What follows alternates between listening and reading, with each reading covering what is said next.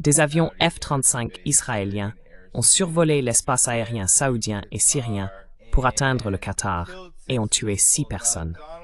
Maintenant, Donald Trump a une réaction très curieuse à ce sujet. Beaucoup se demandaient quel avait été son rôle dans tout cela. Voici la déclaration qu'il a publiée sur Truth Social. L'administration Trump a été informée par l'armée américaine qu'Israël attaquait le Hamas, qui se trouvait malheureusement dans un quartier de Doha, la capitale du Qatar. C'était une décision prise par le Premier ministre Netanyahou. Ce n'était pas ma décision.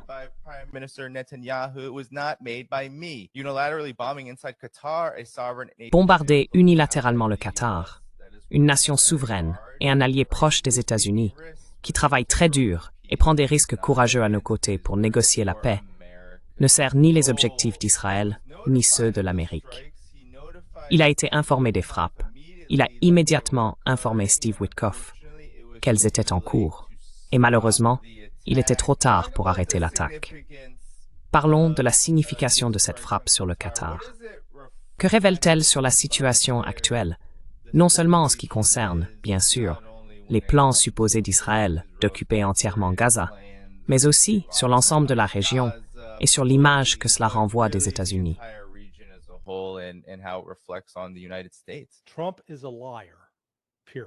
Trump est un menteur. Point final.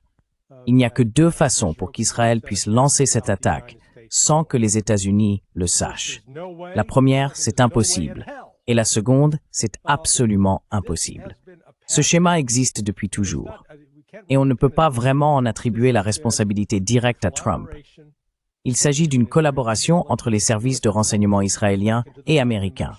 Cela remonte à l'administration Biden, et peut-être même jusqu'au premier mandat de Trump, où les États-Unis utilisent le prétexte de dire « Hey, nous allons avoir des discussions avec vous, alors soyez à tel endroit, à telle date et à telle heure. » Ainsi, lorsque les cibles étrangères se présentent, elles peuvent être éliminées.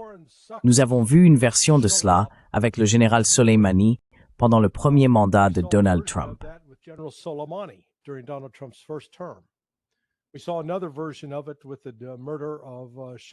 Nous avons vu une autre version de cela avec l'assassinat du Cheikh Nasrallah, le chef du Hezbollah, par les Israéliens.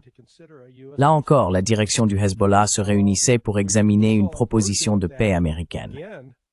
Nous avons vu une version similaire lors de la réunion avec l'Iran, où ils se préparaient à rencontrer des responsables américains, et 2 jours avant cette rencontre, ils ont été frappés par les Israéliens.